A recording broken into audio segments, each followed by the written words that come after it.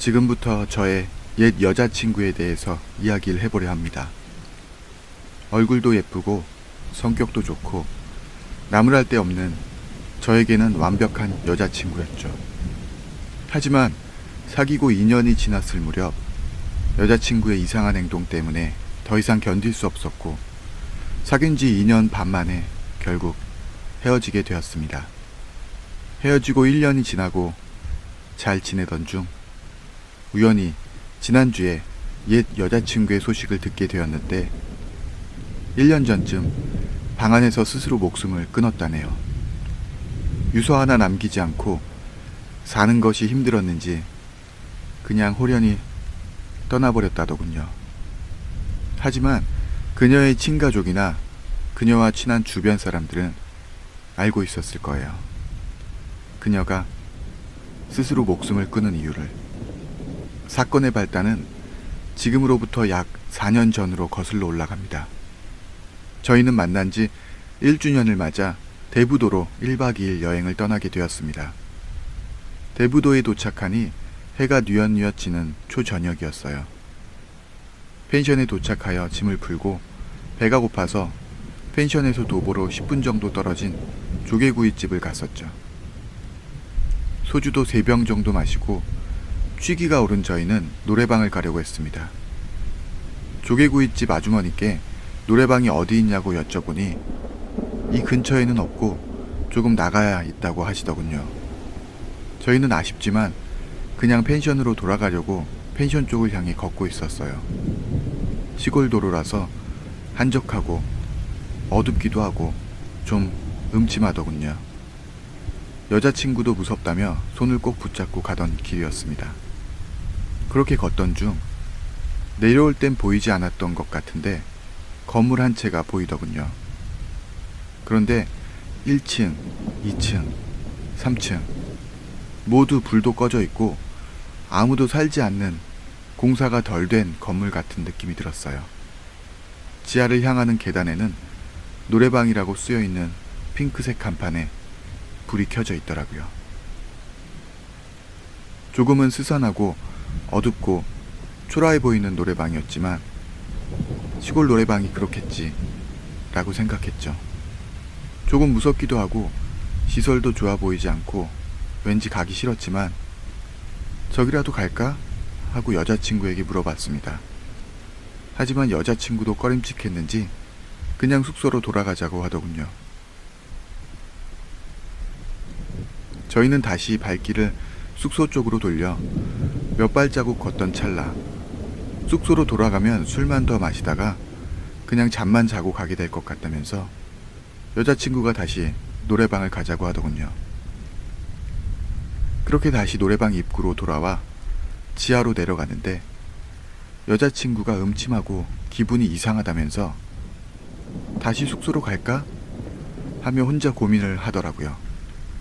이번에는 제가 이왕 왔으니까 1시간만 부르고 가자 라고 했습니다. 그리고 입구 문을 열었는데 주인도 없고 노래 부르는 손님들도 없고 분명히 새로 지은 건물 같았는데 노래방의 내부 시설은 너무나도 낡았더군요. 냉장고 안에는 음료수나 물도 없고 분명히 장사하는 집 같았는데 이상한 기분이 들더라고요. 저는 아무도 안 계세요? 라고 외치려는 순간 여자친구가 제 입을 막으며 조용히 하라고 하더군요. 그리고는 무언가에 홀린 것처럼 3번 방 쪽을 향해 뚫어져라 쳐다보고 있었습니다. 저는 누가 있나? 하고 그쪽을 쳐다보았으나 아무것도 보이지 않았습니다. 기분도 이상하고 점점 무서워지고 해서 여자친구 보고 그냥 갈까? 하고 물어봤죠. 하지만 제 여자친구는 들은 척도 안 하더니 뚜벅뚜벅 3번 방을 향해 혼자 걸어가는 거예요. 그리고는 문을 찰칵 하고 열더니 제 쪽을 향해 고개를 돌리고는 이리 오라는 손짓을 하는 거예요. 그리고는 오빠 뭐해? 빨리 도와줘. 갓난아기가 엄마 발에 밟혀 죽고 있어. 라고 말하는 겁니다. 순간 온몸에 소름이 쫙 돋더군요. 그런데 절 더욱 미치게 했던 건 여자친구의 미소였습니다. 정말이던 가짜이던 엄마 발에 밟히고 있는 아이가 있다면 놀라고 당황해야 하는 얼굴이 정상일 텐데요. 너무나도 차분한 모습으로 저를 바라보더니 입꼬리를 시익하고 올리고는 미소를 띠던 그 모습이 절 미치게 만들더군요. 저는 장난치지 말라며 빨리 숙소로 가자고 짜증을 냈습니다. 하지만 여자친구는 다시 희죽희죽 웃으면서 제게 말을 건넸습니다. 오빠 빨리 와. 어떤 엄마가 아기 얼굴을 발로 찍고 있어. 도와줘야 돼. 하며 저를 5초 정도 멍하니 쳐다보더니 인상을 쓰며 방 안으로 휙 들어가더군요. 저는 당황하여 3번 방으로 성큼성큼 걸어갔죠. 그리고 방문을 여는 순간 쓰러지고 말았습니다. 아무도 없는 방 안, 그리고 아무도 없는 소파에 대고 여자친구가 발로 무엇인가를 마구 찍어대고 있더군요. 그러더니 저를 바라보며 씩 웃더니 오빠 뭐해? 빨리 이 아줌마 도와줘. 하며 죽어, 죽어, 죽어 라는 말과 함께 소파를 마구 찍어대는 겁니다. 저는 방 안으로 뛰쳐들어가 뭐 하는 거냐고 말하며 여자친구를 끌어안았습니다. 하지만 여자친구는 제 품에 끌어안긴 채 아무도 없는 소파를 향해 발길질을 멈추지 않더군요. 저는 여자친구를 안고 밖으로 뛰쳐나오는데 여자친구는 뒤쪽을 향해 조금만 더, 거의 끝났어. 쟤 좀 봐. 날 보고 웃고 있어. 빨리 죽여. 저는 몸부림치는 여자친구를 안고 온 힘을 다해 노래방을 나왔습니다. 그렇게 광분을 하던 여자친구는 노래방에서 나오자마자 스르르 힘이 풀리며 땅바닥에 주저앉더군요. 쓰러져 있는 여자친구를 다시 업고는 숙소를 향해 달렸습니다. 숙소에 도착하여 여자친구를 침대에 눕혔고 정신을 잃은 여자친구는 몇 분 후 평온한 얼굴로 일어나더니 무슨 일이 있었냐며 저를 물끄러미 바라보더군요. 여자친구는 아무것도 기억을 못하는 듯 보였습니다. 자기가 언제부터 잤냐며 저보고 앉아서 뭐하냐고 물어보더군요. 아무것도 기억이 나지 않는다던 여자친구. 저희는 그렇게 여행을 다녀왔고 그 뒤로 저는 한동안 그 공포에서 헤어나올 수가 없었습니다. 한동안 여자친구를 만나면 계속 그 섬뜩한 미소와 알 수 없던 행동이 떠올랐습니다. 여자친구는 정말 기억을 못하는 건지 정말 아무렇지 않은 듯 예전과 똑같았죠. 그렇게 몇 개월이 지나고 여행 때 겪었던 그 일들도 자연스럽게 기억 속에 묻혀갔죠. 그리고 그 뒤로 여자친구는 이상한 행동을 보인 적도 없고 평상시와 똑같았으니까요. 그런데 지금 와서 가만히 생각해보면 여자친구는 하루가 다르게 야위어가고 있었습니다. 처음에는 매일 다이어트 하며 살던 여자친구였기에 다이어트를 열심히 하나보다라고 생각했죠. 그러던 어느 날 여자친구를 오랜만에 보게 되었는데 얼굴은 못 먹은 거지처럼 살이 하나도 없고 입술은 다 갈라져 피가 맺혀 있고 저는 너무 안쓰러워 얘기했죠. 야, 너 다이어트 너무 심하게 하는 거 아니야? 추운 겨울날 매일 밖에서 그렇게 뛰어다니니까 입술도 다 갈라지지. 이제 마르다 못해 완전 아프리카에서 온 사람 같아. 여자친구는 절 보며 한 번씩 웃더니 머뭇거리다가 이야기를 하더군요.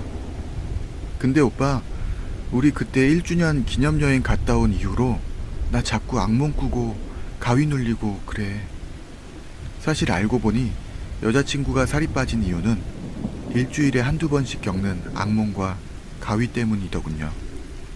저는 걱정스럽기도 하고 한편으로는 무슨 악몽을 꾸나 궁금해서 그 내용을 물어보는 순간 잊어버렸던 그 기억들이 떠오르더군요. 꿈에서 내가 막 어떤 갓난아기 얼굴을 발로 짓밟고 죽으라고 소리 지르고, 그런데 내가 그러고 있으면 어떤 여자가 내 뒤에서 쳐다보고 있는데 얼굴은 잘 안 보이는데 그 어둠 사이로 그 여자 입이 올라가고 웃는 게 보여. 근데 나도 그렇게 그 아기를 짓밟으면서 그 여자를 보고 같이 희죽희죽 웃어. 순간 등에서 식은땀이 흐르고 온몸에 소름이 돋더군요. 그러고 나서 꿈에서 깨고 다시 잠이 들 때쯤 가위에 눌려 방문이 스르르 열리고는 잠깐 동안 무언가가 날 지켜보는 것 같더니 다다다다 하고 빠른 걸음으로 나한테 다가와서 내 배 위에 올라탄 후 잠시 동안 서 있어. 그 순간 얼굴은 안 보였는데 날 노려보고 있다는 느낌은 확실해. 여자친구는 공포에 질린 얼굴이었죠. 바르르 떨지만 눈물은 흘리지 않더군요. 그렇게 노려보고 있다가 뭐라고 중얼중얼거리면서 내 배 위에서 쿵쿵쿵 뛰기 시작해. 근데 안 보이던 얼굴이 그렇게 뛰기 시작해서 조금 높이 올라가게 되면 창문에 비치는 가로등 불빛 때문에 보이기 시작한다? 내가 짓밟던 아기의 얼굴이? 처음에는 작은 소리로 중얼거리던 목소리가 나중에는 점점 크게 들리고 내 귀에 대고 속삭여. 숨 쉬지 마. 라고. 이후 날이 갈수록 여자친구의 몸 상태는 더욱더 악화가 되었습니다. 그 1주년 여행 이후 여자친구는 계속 아기 귀신이 보인다고 했고 정체 모를 여인의 모습이 제 여자친구를 조금씩 죽음의 문턱으로 데리고 가는 것 같았죠. 결국 다니던 회사도 그만두게 되었고 병원도 들락날락 해보았지만 아무런 효과도 없었어요. 아니 이제와 생각해보면 여자친구도 그 공포를 즐기는 듯 싶었어요. 그 공포 속에서도 여자친구는 알 수 없는 미소를 보였으니까요. 그렇게 건강이 호전될 기미도 보이지 않고 회사도 그만두고 여자친구는 고향에 계신 부모님께 간다고 하더라고요. 여자친구가 고향에 내려가기 전 일주일 동안만 짐 싸는 것도 도와주고 조금이나마 힘이 되어주고 싶어 저도 저희 부모님께 허락을 받고 여자친구 집에서 잠시 머물 때였죠. 정말 이 일주일은 제 인생에 있어서 가장 큰 공포의 순간이었고 절 겁쟁이라 욕하실지 모르겠지만 전 일주일 후 정말 여자친구를 떠날 수밖에 없었어요. 진정한 공포의 시작은 아마 둘째 날부터였을 거예요. 전 퇴근을 하고 허약해진 여자친구를 위해 몸에 좋은 음식들을 잔뜩 싸들고는 오피스텔에 도착해 계단을 걸어 올라가려고 했죠. 5층으로 된 오피스텔이었고 여자친구의 집은 4층이었어요. 입구에 도착해서 1층 계단을 반쯤 올라갔을까? 여자친구의 목소리가 들리더군요. 히히히 온다 온다 온다. 전 여자친구가 제가 오는 걸 알고 복도로 나와 있는 줄 알고 설레는 마음에 좀 더 빠른 걸음으로 올랐습니다. 3층에 도착했을 즈음 여자친구가 갑자기 키키키키키 하는 소름 끼치는 웃음소리를 내더군요. 그러더니 찢어지는 듯한 목소리로 오빠도 같이 오네 하면서 갑자기 쿵쿵쿵 소리를 내며 제가 있는 곳을 향해 맨발로 사람이 내는 것 같지 않은 괴성을 지르며 내려오더군요. 그리고 저를 보자마자 제 뺨을 짝 하고 때리며 흰 눈이 다 보이도록 저를 째려보더니 야, 너 죽고 싶어? 아기는 기어 올라오는데 너 뭐하는 거야? 하며 소리를 치더군요. 전 너무 무서웠지만 침착하고 숨을 한번 고르고 대체 왜 그러냐고 정신 좀 차리라고 여자친구 어깨를 붙잡고 흔들었습니다. 하지만 여자친구는 제 말에 아랑곳하지 않고 갑자기 소리를 버럭 지르며 도대체 저 여자는 누구야? 저리 좀 꺼져! 하며 제가 싸운 음식들을 제 뒤쪽을 향해 집어 던지더군요. 소란스러웠는지 3층에 사시던 아저씨 한 분이 나오셔서 그날 일은 겨우 진정이 됐습니다. 그리고 또 하루는 여자친구와 영화를 다운로드해 보려고 했어요. 나란히 의자에 앉아 영화를 클릭했고 플레이가 되며 영화가 시작되려고 컴퓨터 화면이 살짝 어두워졌을 때 화면에 여자친구가 눈을 천장 위로 치켜뜨고는 머리를 쥐어뜯고 있는 모습이 비치는 순간 전 너무 놀라 자리에서 벌떡 일어났고 지금 뭐 하는 거야? 라고 소리쳤습니다. 여자친구는 죽여버려 하며 부엌으로 달려가 식칼을 가져오더니 아무도 없는 천장이 되고는 난도질을 하더군요. 전 빨리 식칼을 빼앗아 들고 침대 위로 던진 후 여자친구를 껴안아 진정시켰습니다. 그렇지만 여자친구는 분노가 가시지 않은 목소리로 그때 노래방에서 죽였으면 아무 일 없었잖아 하는 게 아니겠습니까? 저번에 분명히 기억이 나지 않는다고 했었는데 제 여자친구는 기억을 하고 있었던 겁니다. 그렇게 증세가 더 심해졌고 매일 밤 악몽과 가위에 시달렸고 점점 지쳐가던 어느 비오는 날이었어요. 그날은 여자친구가 잠깐 회사 사람 좀 만나고 온다고 했죠. 전 여자친구가 올 때까지 기다리다가 그만 잠이 들었고 몇 시간쯤 잤을까? 잠을 자고 있는데 타다닥 탁탁탁 하는 이상한 소리가 들렸고 꺼림칙하고 이상한 기분이 들며 잠에서 살짝 깼죠. 방 안은 시커먼 어둠 속이었으나 저는 여자친구의 행동을 보고는 억소리도 못 내고 가만히 있었습니다. 여자친구는 벌거벗은 채 반실성한 사람처럼 웃으며 네 발로 방바닥을 이리저리 기어다니고 있었어요. 무언가를 잡으려는 것처럼. 그러다가 잠시 주춤하더니 다다다닥 하는 소리와 함께 방문을 빠져나가서 소리치더군요. 죽여! 죽여! 한 번만 더 보면 죽여! 저는 순간 온몸에 소름이 돋고 공포에 휩싸이게 되었습니다. 제 인내심은 바닥을 보이기 시작했고 이제는 화가 나더군요. 전 벌떡 일어나서 불을 켜고 방문을 나가려는데 여자친구가 밖에서 문고리를 잡고 야 빨리 숨어 얘 나온다. 저는 더 이상 안 되겠다 싶어 여기서 나가 경찰서에 신고를 하던지 여자친구 부모님께 전화를 드려야겠다라고 생각하며 제 짐을 싸려고 돌아섰는데 땅바닥에는 여자친구의 머리카락 한 움큼이 빠져있고 손톱 발톱이 다 빠져 방바닥은 피로 흥건하더군요. 눈물이 나왔습니다. 저는 공포와 분노에 찬 목소리로 고함을 지르고 방문을 있는 힘껏 잡아당겼고 여자친구는 방문 앞에 앉아서 방바닥을 이마로 쿵쿵쿵 찍고 있다가 힘없이 쓰러지더군요.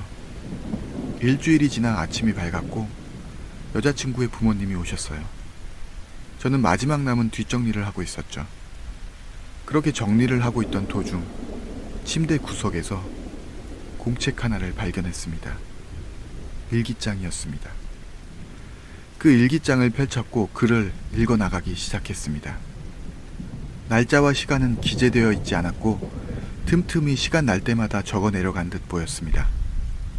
비겁하고 나쁜 놈이라 욕하실 수 있겠지만 전 그녀에게서 도망칠 수밖에 없었어요.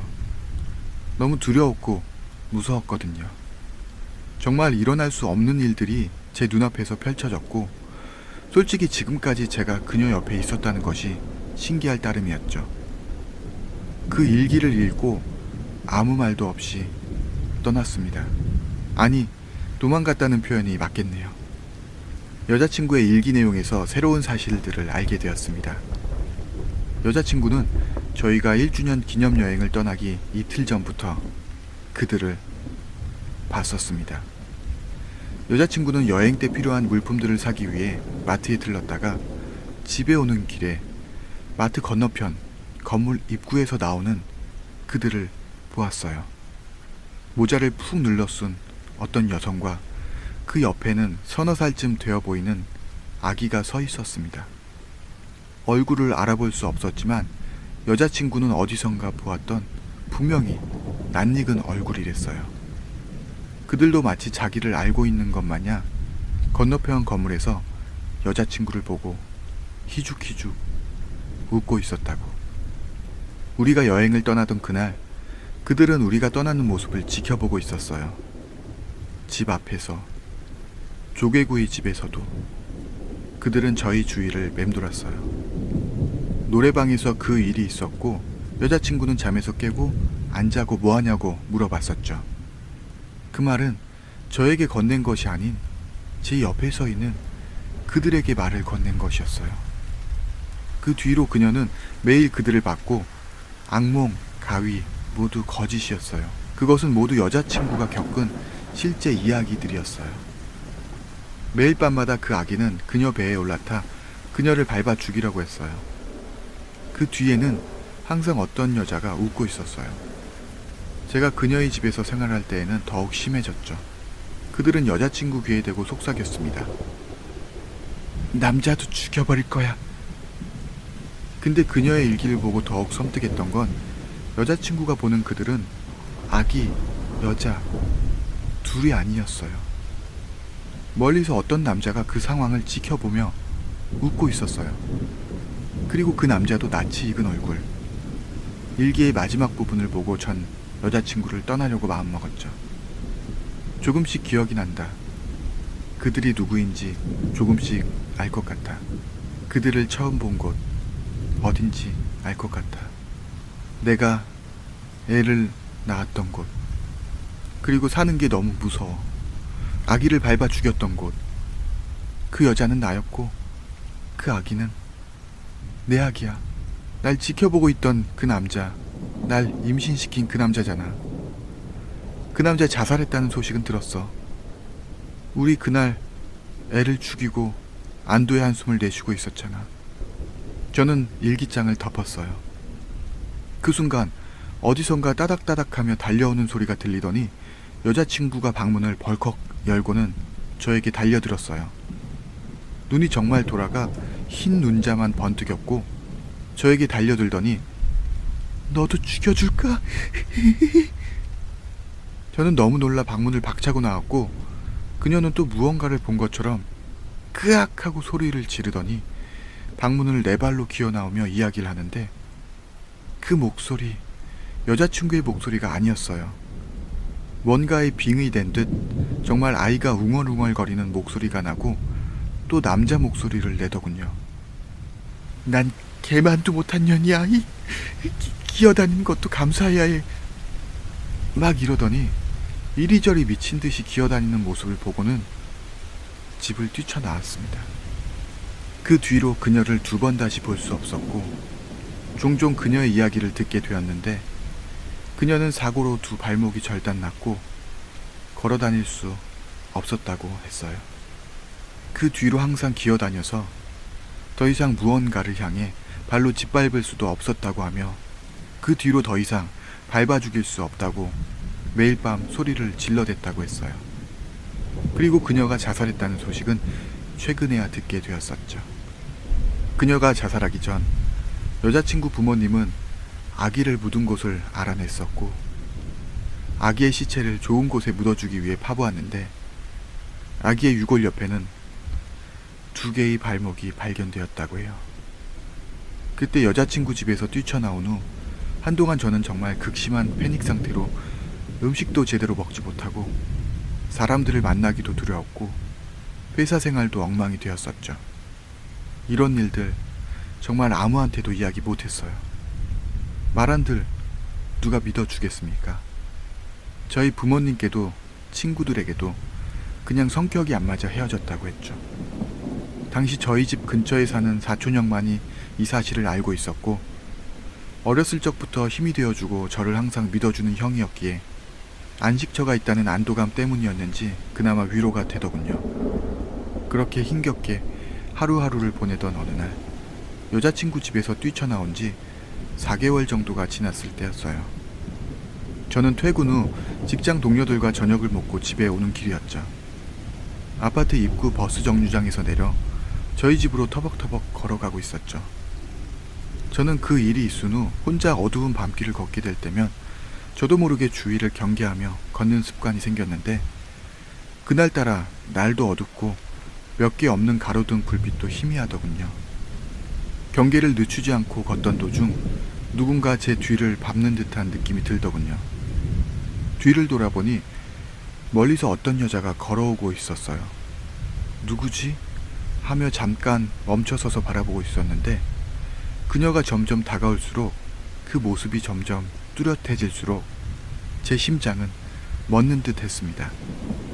어두운 골목길에서 그녀가 막 가로등 불빛 밑을 지날 때 희죽희죽 웃고 있는 그녀의 얼굴을 보고 말았죠. 저는 뒤도 안 보고 도망치기 시작했어요. 그녀도 절 쫓아 뛰기 시작했습니다. 저는 저희 집 아파트 나무 뒤로 숨었고 그녀는 절 못 본 채 그냥 지나쳐 가더군요. 20분 정도가 흘렀을까? 그녀가 간 것 같아 다시 나와서 달려 집 앞에 도착했고 저는 불이 나게 엘리베이터를 타고 올라갔습니다. 저희 집은 14층. 엘리베이터가 10층, 11층을 지날 때 창문이 있는 엘리베이터라 올라가는 도중에 층마다 계단이 보이게 되는데 그 사이로 그녀가 희죽희죽 웃으며 우리 집 쪽으로 계단을 기어 올라가는 모습을 보고 말았어요. 엘리베이터 문이 열리고 저는 현관문 비밀번호를 누르고 있었죠. 그녀는 제가 집 현관문 여는 것을 눈치챘는지 타다다다 하며 깜깜한 아래쪽 계단에서 빠른 속도로 올라오는 소리가 들리더군요. 저는 간신히 문을 열었고 정말 간발의 차로 문을 닫고 들어갔습니다. 그 문을 열고 들어가서 문을 닫는 그 찰나의 순간 그녀의 눈과 마주쳤습니다. 핏기 어린 그녀의 눈빛을. 저는 문을 잠그고 현관문 앞에 주저앉았고 그녀는 복도에서 거친 숨소리를 내며 서 있는 듯 싶었어요.